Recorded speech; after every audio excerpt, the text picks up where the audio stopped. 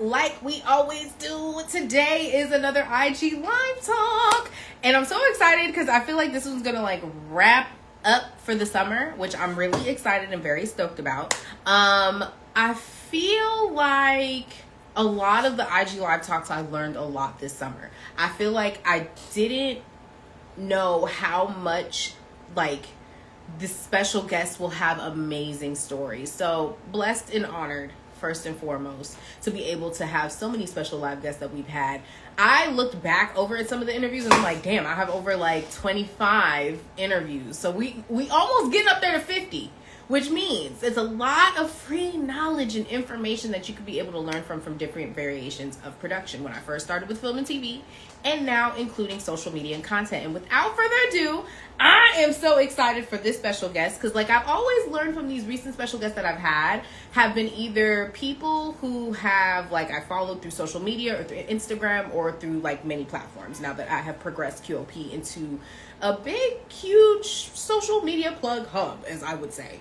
And so shout out to this amazing queen, Tiffany, who has an amazing company herself, The Socialite Agency, as well as being a brand and social media strategist. We are going to talk about all things social media and everything that you need to know in regards to elevating your content and your production, whether you are a brand, whether you are the brand yourself, whether you have a business, whether you have a product. It all now has to be shown. Unfortunately, not everybody can be her anymore. You have to be in the forefront, even for myself. And so I'm even probably going to take some gems for today. And so without further ado, I'm going to go ahead and bring our guest in because we do have a hard out today. And I want to be able to get as much of our questions in as possible. So let me see if I can bring in our queen for now that we're in this new era of social media. I think this particular guest is going to give a lot of gems. Hey, Queen! Hi, how are you? I'm good. How are you? I'm doing good. I'm doing good. Like I said, with the summer, I'm kind of like happy that everything is like starting to wind down. Yes. Even with everything that's going on with the world, you know, Gary and Deanna, shout out to them. Please make sure that we get resources over to them.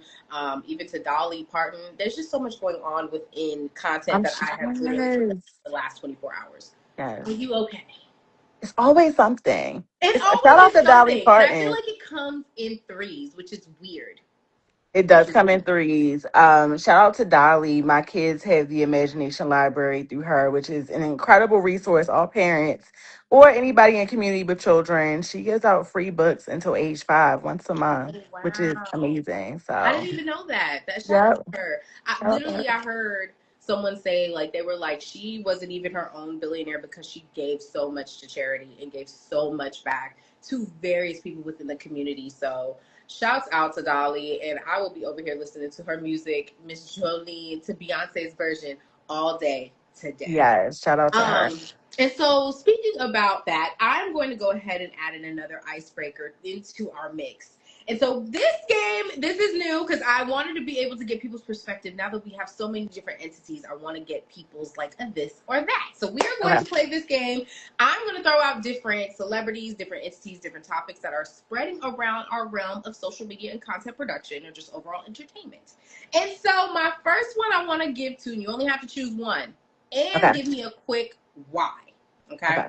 So my first one is Issa Rae or Keke Palmer in the spectrum of CEO, boss woman of the new era. Ooh. I know that one was tricky. This is rough. This is rough because I was just saying how much I love Kiki, but I'm gonna go Issa Rae. Only because I think Issa Rae has foresight. She was on YouTube at a time where YouTube was really just up and coming and Agreed. was able to successfully go from YouTube to HBO.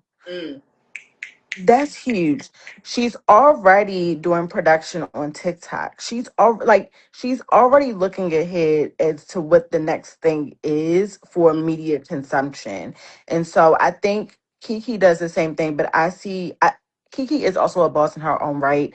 I see her more so as talent as well. Issa is going to be CEO, CEO, CEO. So when we talk about boss, I'm going Issa. I'm I going like Issa. that. I like that. All right. So Jay Versace or Ricky Thompson in regards to elevating from meme to their own brand? Ooh, I'm going Jay Versace. Oh, okay. Why? I want Jay Versace. I think he's underrated with music. I think he's highly talented. I know he's had some rough personal patches. But I'd say like for him to go from being a meme to like fully in the music industry, Mm. insane. So I'm going Jay. I'm going Jay I for would that. actually agree too for that one. Yeah. I was getting a little tricky because I did follow Ricky from the beginning. I would honestly say both of them from the beginning, Yeah. but I feel like Ricky, if he could take it up a notch with fashion, I think he would be right there with Jay in building Mhm. his own brand. I think he's getting there with moving to New York and going to the East Coast, but I feel like if he really digs his nails into getting into that Met Gala or getting into the limelight of those magazines and the model, I think he will hit the mark. Or even doing his Absolutely. own line. Yeah. Yeah. Agreed. Agreed. Yes. All right, so I'm gonna do another icebreaker. World star hip hop or Hollywood unlock when it comes to the tea for the community? Currently, Both. in the past, World Star. Okay. World Star was its own like verb for a That's while. true. Like when we talk Yeah. about branding, it was World Star. Like that was its own verb. I don't think Hollywood Unlocked has ever reached that height of notoriety. Mm. So I think back then I'm going World Star. I think currently Hollywood Unlocked is probably a little bit more relevant.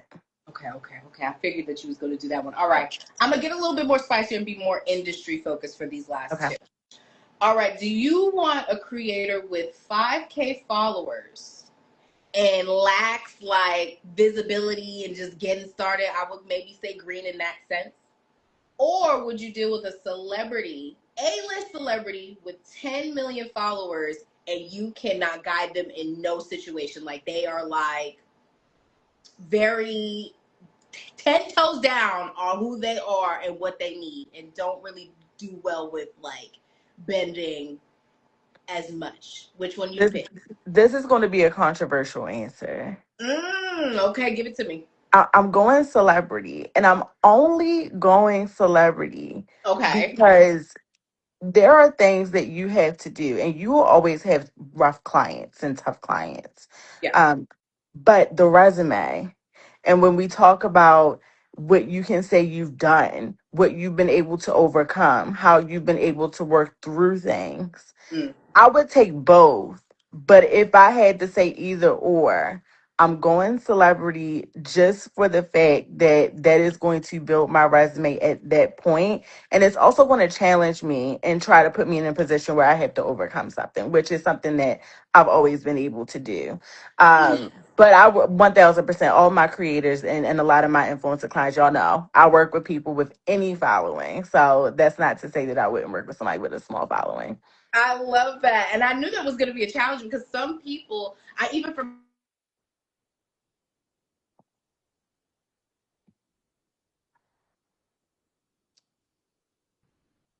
Oh wait, your scent went out a bit. Hold on.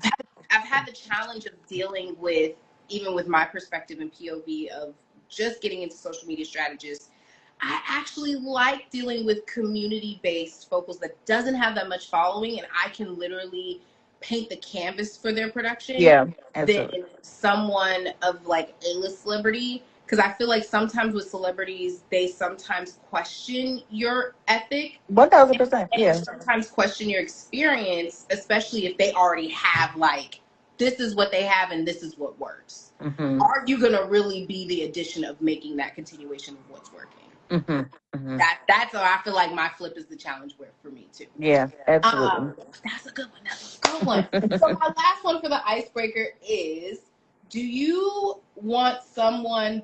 Oh, okay. Do you like the social media era of the content creators, Hmm. or do you like the YouTube era of the content creators? Because I feel like what's happening, in my opinion, is that social media has been its beast. It's been its own, but I feel like Yeah. YouTube is now becoming its own olive branch.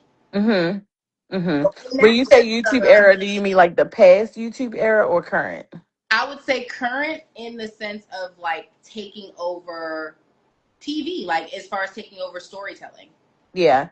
Um, that's a tie for me. I Mm. consume social more, and I think that social and clients I work with who have YouTube, I always say social is the cool pathway to get people to that end result. I do think that sites like YouTube could be the future of what streaming and TV is going to look like. They've already entered that space. Yeah. I also think TikTok is going to be, because of the way people consume media on that app.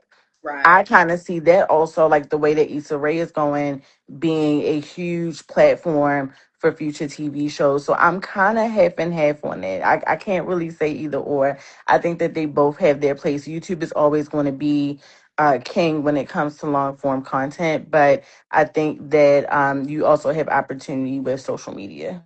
All right. Well, listen, like I said, the icebreaker has been good. I think you really helped to like give a little bit of nuggets of some perspective when it comes to what I feel is happening, a merge and hybrid of that storytelling in a new space.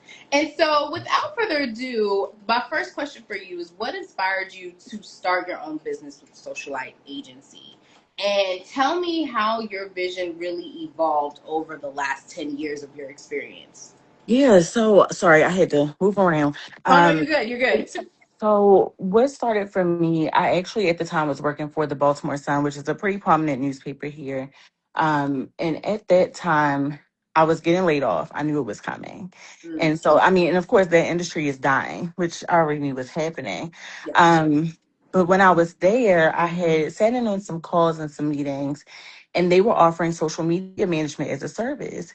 Wow. And they were charging these brands like two, three, four, $5,000 a month. And I said, wait a minute, is this a thing?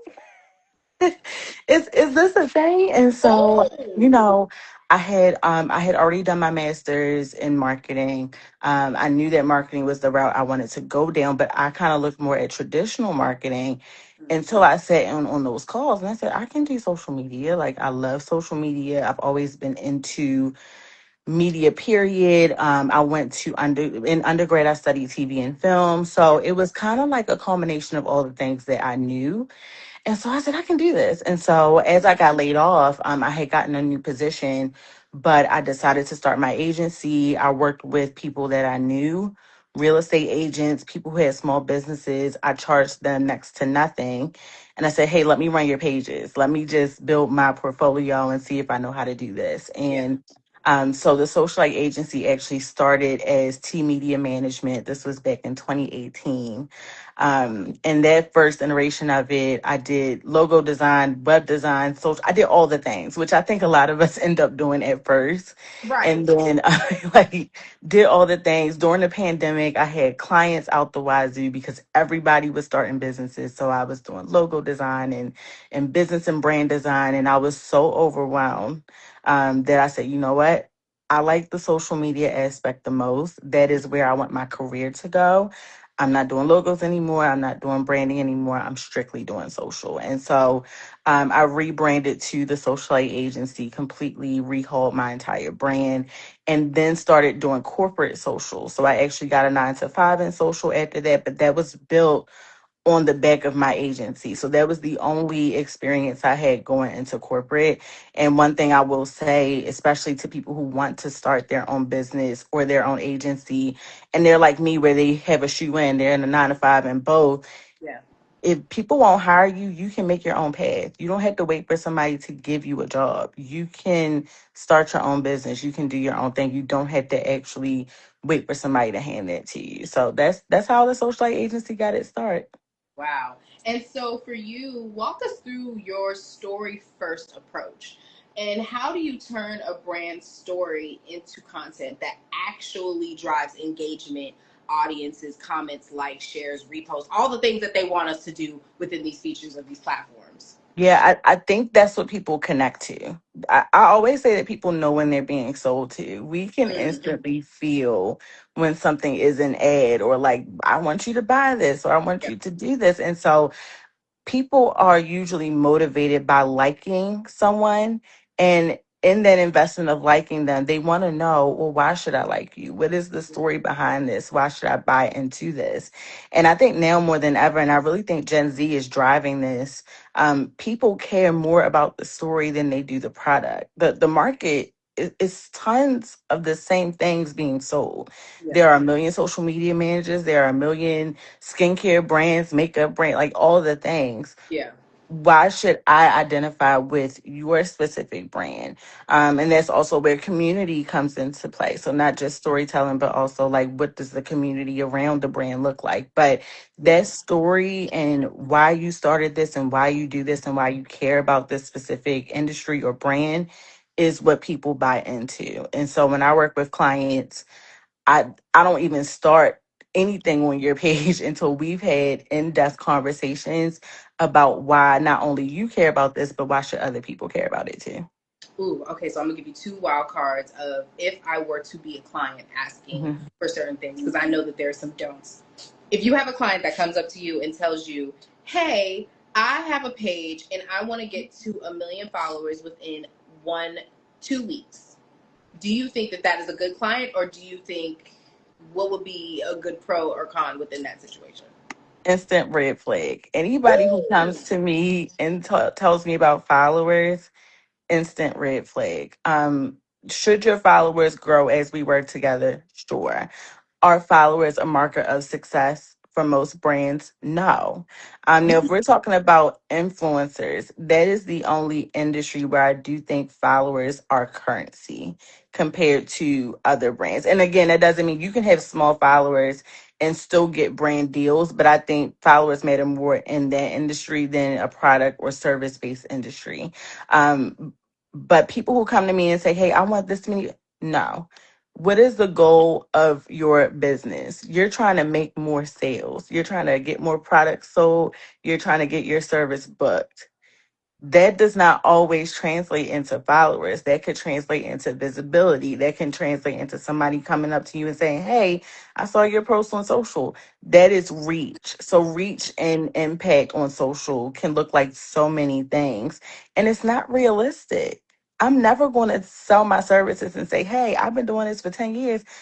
Of course, I can get you a million. No, that's not realistic. And Yeah. so, I always let's level set expectations, but that is a red flag. And I'm at the point now in my career where I tell plenty of people no. I think I just made a post about this. Like I will tell a client we're not a good fit. Mm. Um, there may be some other social media people out here for you, but we're not a good fit. And so you had to vet people.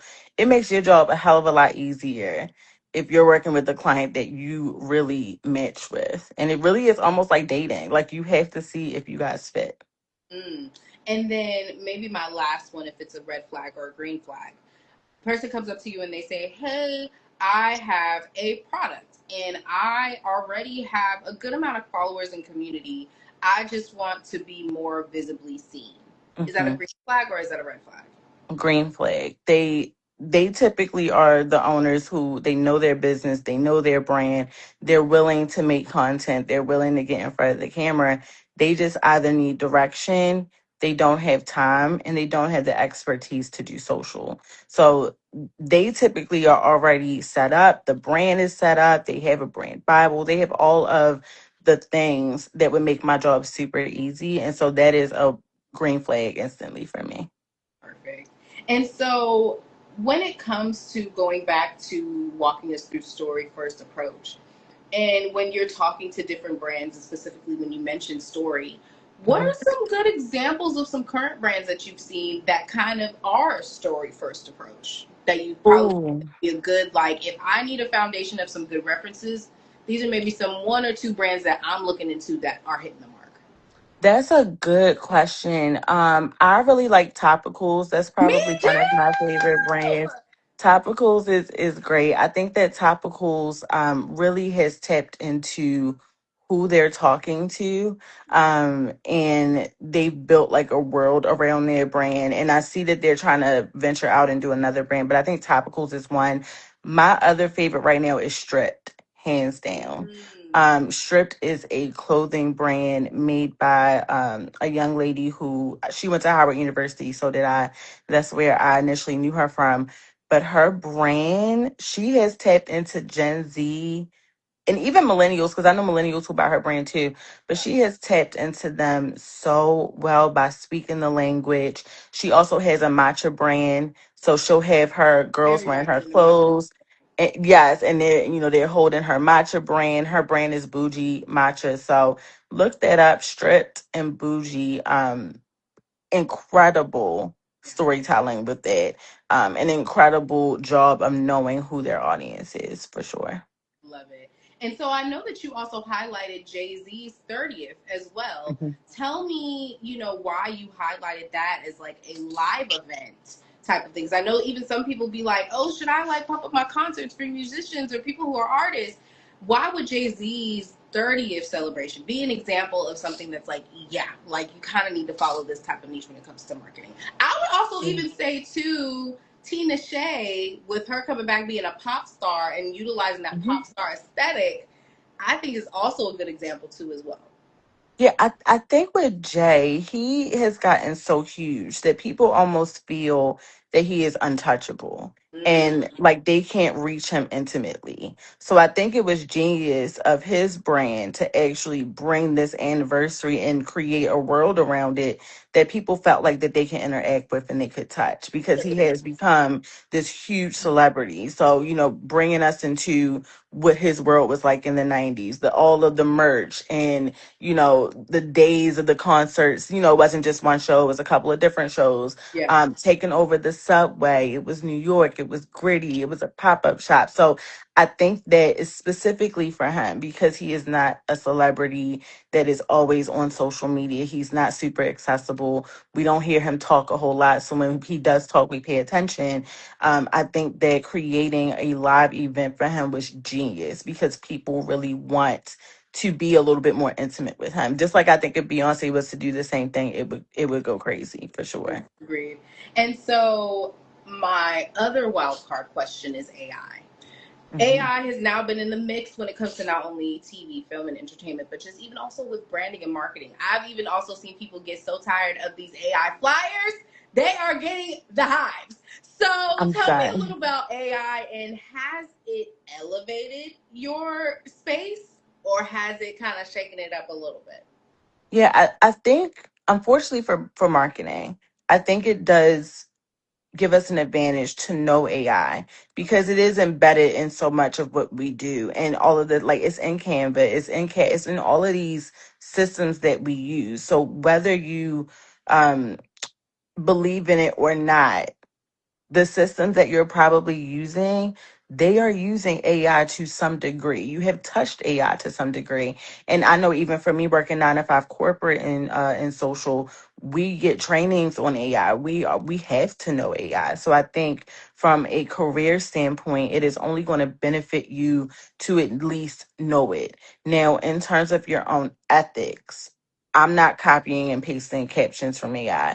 I'm not doing graphics in AI because I support artists. So I think ethically, you have to know what your limits are when it comes to AI and what you are willing to use and what you're not. I'm going to use the background remover. I'm going to use that CapCut feature that makes my editing easier. I am, I may use a chat box for ideation, but I am not going to let that replace my voice, my creativity. I'm huge on my page about talking about taking pen to paper, reading books, going outside. Like, in addition to all the things happening with AI, finding other ways to ideate and to be creative and to get that, those creative juices flowing. So I think that you need to learn it for your career. You need to also have your ethics in check. Support artists, support graphic designers. It's not hard to create something in Canva. The AI flyers are tired. Like we all have seen them. We are tired of looking at them. Look, Um, everybody's at the same location. Everybody eating the same food. Everybody has the same it's the color scheme. same. They Everybody coming has out with the same text. I love when I do my little flyers and stuff like that back in the day. I love looking at the different fonts and the different ways that it was bold or if it was italicized. But again, people don't I they mean, don't I even hear. love the trend right now of people taking like their writing on a piece of paper and posting it as a post, or they're like, my social Yes. media manager is out of office, so this is what we're posting today. People want their analog back because everything has gone so digital. So I think that that's going to be the trend moving forward. I love that. And so for you, you've worked with corporations to nonprofits, growing businesses to more. And so how does your strategy shift depending on the type of client that you have? Yeah, I mean, corporate clients are going to be much different. A lot of them have tons of restrictions based on the industry. Like I work in real estate full time.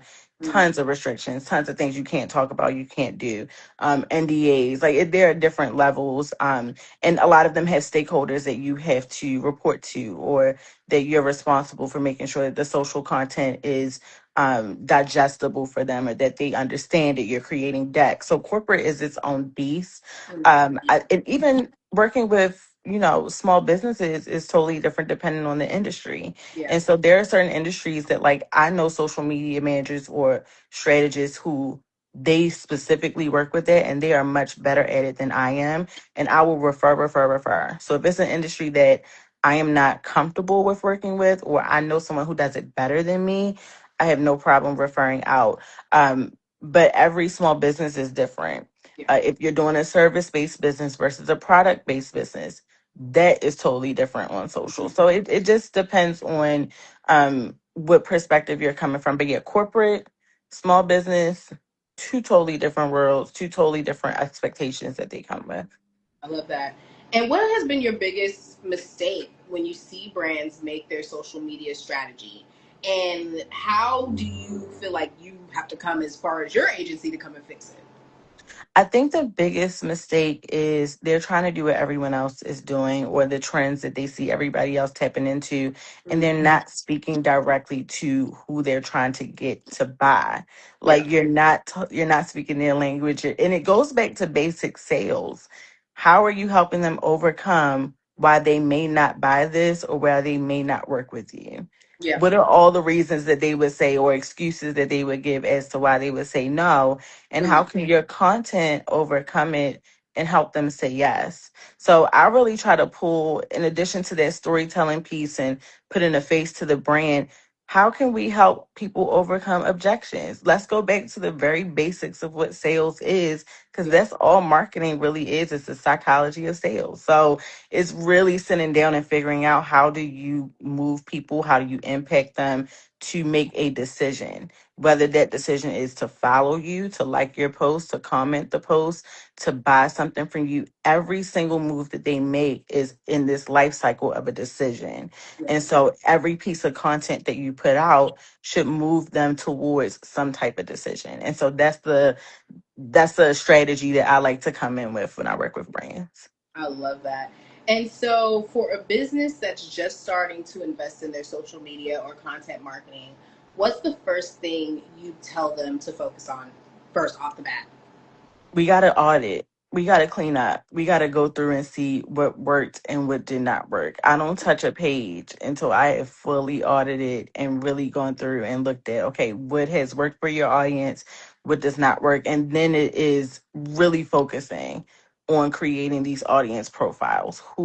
I say it over and over. My clients get so tired of me saying it. Who are we talking to? They tell me, oh, Tiffany, I want to do this post. I saw this trend. I want to do this post. I want to do that. Cool. Who are we talking to? Is this brand relevant? Yeah. And if it's not, like, all my clients can't do all the trends, because Hmm. all the trends don't, that your audience does not care. Yeah. And some of the trends will resonate, some of them will not. But even working in corporate, I've had big bosses come tell me, oh, we're posting, why are we posting a QR code on Instagram? Nobody cares. So it's being able to really make, like, it really comes down to black or white. If you saw this, would you scroll by it? I probably would. And so you have to be able to get realistic with people. But yeah, I definitely say auditing is first, and then really zoning in on that client is second. And then my last question, because I feel like we kind of went through quick this We today. did. We got through this quick. If you were to, now that you have so much experience within your field, if you Hmm. can look back at the mirror and tell your younger self any affirmation that you can be able to give and prepare for. I feel like I did a video meme of like it was two friends that were like, one of the girls was like preparing, like the tone of it looked like they were preparing her, and the Yeah. girl was like, "Oh my god!" And it had the Yes. first one, I did see 2026, that. and 2019. If you can tell your 2026 what 2010 before, what would be an Ooh. affirmation or a preparation that you would tell them? It would be that you can make a career out of your creativity. You do not have to conform. You do not have to throw away the ideas that you have. You can fully build a life. You can be a mom. You can have a home. You can have a mortgage Yes. off of your creativity alone. And I'm super blessed that I can say I wake up every single day and I love what I do. And that's all I can hope for the people around me too. It's like you don't have to, throw your dreams to the side, especially for somebody who majored in film production. And my entire family was like nurses and doctors and people in the military and people, nobody who had ever done anything that creative. And so my mom, she fully supported me, thank God. But like to come out and saying, I want to be a film director and not have that dream work, but still pivot to something that was in the creative field, and being able to make a life out of it. So I would tell little me, keep being creative because that is going to be your superpower. Oh, I love that. And before we go, where can we follow you and your business? Yes, follow me at the _socialite agency on all platforms and on threads. I'm always on threads. Yes. But yes, follow me on IG. That's probably where I'm the most active. I love that. Well, I feel like we have one more to do an icebreaker, so I'll leave it with this last one because I feel like Okay. Zola, the story that was on Twitter, I remember or that. Risa Tisa, Ooh, Risa Tisa. and tell me why. Risa Tisa. When we talk about storytelling, my God, it's another reason why. And I back then when Zola came about, it was like the first of its kind, and that was back OG Twitter days. I was on Twitter at that time. Hello. The video aspect was not as prominent, but that video piece of it all for The Risa, fact that we stayed, I watched every chapter of it. why would I watch all of them?